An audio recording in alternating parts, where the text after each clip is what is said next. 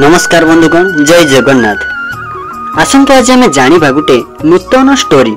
श्रीकृष्ण मस्तक मयूर चूल कहीं शोभा पाऊ से एक पौराणिक कहानी अच्छी। त्रेतीय जुगरे प्रभु श्रीरामचंद्र पत्नी सीता एवं सान भाई लक्ष्मण सहित 14 वर्ष वनवास बन को बाहर। जाऊ जाऊ बन में गोटे सुंदर गछटे देखिले। गछ को देखि सीतामाता कहले, एई गछ तले किछि दिन रहिबा। भाई लक्ष्मण छोट कुड़ियाटीए करबा पई डाल संग्रह करिबारे लागि पड़िले। सीतामाता कहले, मते बहुत शोष लागुछि। यह सुनी लक्ष्मण संगे संगे पानी आनिबा को बाहरी पड़िले।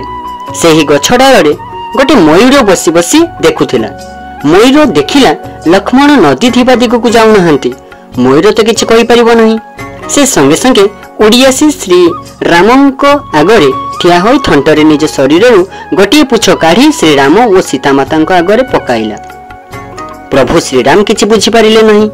मयूर पछे पछे जाई प्रभु श्रीराम और माता सीता देखिले गोटे बड़ नदी बही जाइछि। सीतामाता शोष मेंटिला। प्रभु श्रीराम देखिले जे मयूर देहरु रक्त बाहरुछि। मयूर को हाथ रे धरी सेवा जत्न कले। कहिले, तुमे तुम शरीर समस्त पुछ बाहर करी रास्ता देखाइल।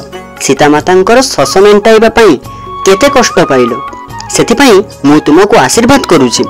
मु जेतेबेले आर जन्म रे अन्य अवतार रे जन्म हेबी, सेतेबेले तुम पुछ को मु धारण करिबी ओ तुम कथा मने पकाउथिबी। मयूर खुशी होई नाचिबाकू लागिला। श्री रामचंद्र मयूर सेवा करी ताको उड़ाई देले। द्वापर जुगरे प्रभु श्रीराम भगवान कृष्ण अवतार नहीं मयूर पुछ को सर्वदा मुंडरे धारण कले।